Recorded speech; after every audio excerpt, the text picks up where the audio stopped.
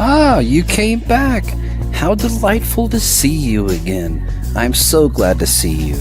Are you ready to talk about memes? Well, of course you are. Look at you, all excited, ready to talk about memes. My name is Slater Kosick, and welcome to part 2 of our discussion on memes. But before we do, I've got one special surprise. Something so special and so unique that it'll be recorded upon the ages. It'll be posted on every YouTube page. It'll be posted on every Facebook page, every Instagram wall. You know it's coming. I could tell you're just burning up with anticipation. A little segment I like to call Rapid Fire Meme. I know, probably not the most original, but hey, figure what else we do with our time, right? I mean, we can't actually study memes, right?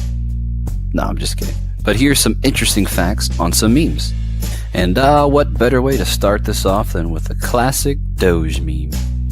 Basically, Doge is a slang term for dog that is primarily associated with pictures of Shiba Inus and internal monologue captions on Tumblr. These photos may be photoshopped to change the dog's face or captioned with interior monologues in Comic Sans font. A good Doge meme has a bunch of text that really doesn't make sense, with the implied meaning that the dog is thinking these words. This is basically dog language or Doge language. This is one of those memes that I've always found pretty funny, regardless of how old or outdated it is. Up next is the one sketchy roommate meme, or more popularly known as the overly attached girlfriend meme. The overly attached girlfriend meme is an image featuring webcam pictures of vlogger Lyanna Morris and various captions portraying her in the stereotype of an overprotective and clingy girlfriend. Pretty much what happened is that this poor girl decided to make a YouTube video on Justin Bieber's new hit music titled Girlfriend and his perfume, and the internet decided to make a pretty big meme about her, and made stuff like this. The implied meaning here is probably pretty obvious, but it's that there are girls out there that are too overly attached to their boyfriends. And next, we have the one does not simply walk into Mordor meme, a classic. The one does not simply walk into Mordor meme is a memorable quote said by Boromir, one of the characters in the 2001 epic fantasy film, The Lord of the Rings: The Fellowship of the Ring. Variations of the phrase one does not simply are used to make several different references to different random things, sometimes ranging from laundry to explaining memes. Context here being that people who have seen the film will understand the phrase and understand the reference, and will get the humor. Now then, did you get all that? I sure hope so, because here we are about to transition to the next thing. Here we go. So in the last video, we talked about this fine fellow right here, Mr. Aristotle, and about enthymemes, and the handsome fella himself, Mr. Richard Dawkins, and his book, The Selfish Gene, where he coined the term meme to basically mean a unit of culture distributed between a culture. We also talked about how some of the more popular memes came to be and how they translated into the modern day world. But now I want to talk about something a bit more real, or a bit more relevant to our lives, I guess you could say. I want to start talking about how these memes affect our culture. To really understand the cultural relevance of memes and how information is processed through memes, we need to discuss a term called soundbite. The Merriam-Webster Dictionary defines a soundbite as a brief recorded statement, as by a public figure, broadcast especially on a television news program, but also a brief catchy comment or saying. So notice in that second definition that it's not specific to any certain politic or idea. It's just a shortening of information to convey a meaning in a shorter amount of time. Basically, the narrowing down of information. Unfortunately, this gives rise to the question, who decides what information we get? What's taken out? What's put in? Back when the dinosaurs roamed in 2011, the Boston Globe did some interesting research on the 1992 election between George H.W. Bush and Bill Clinton, regarding sound bites. CBS announced a new policy for its nightly news. Starting immediately, the network did not use any soundbite, that is, any footage of a candidate speaking uninterrupted, that lasted less than 30 seconds.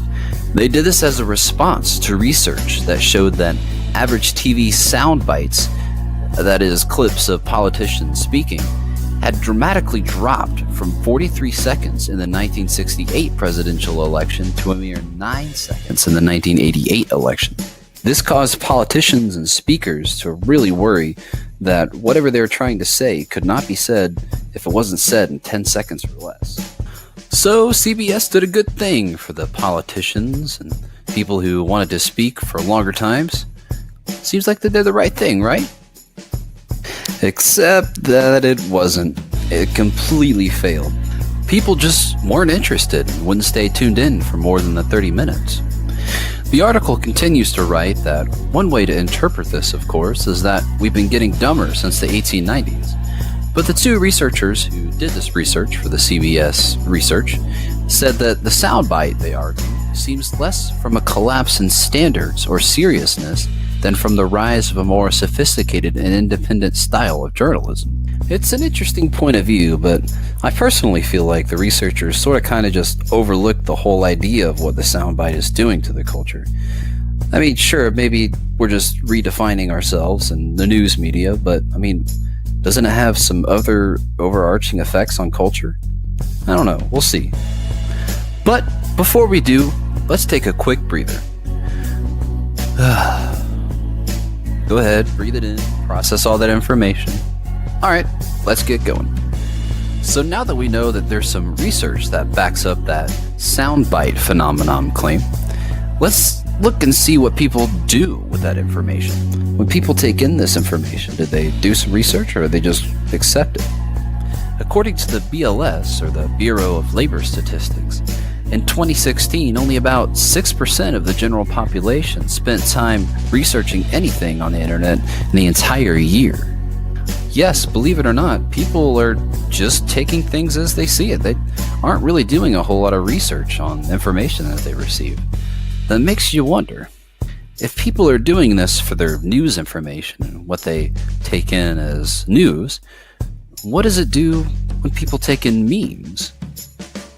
In the year 2000, the psychologist Susan Blackmore wrote an article called The Power of Memes, basically talking about behaviors and ideas copied from person to person by imitation, or memes, may have forced human genes to make us what we are today.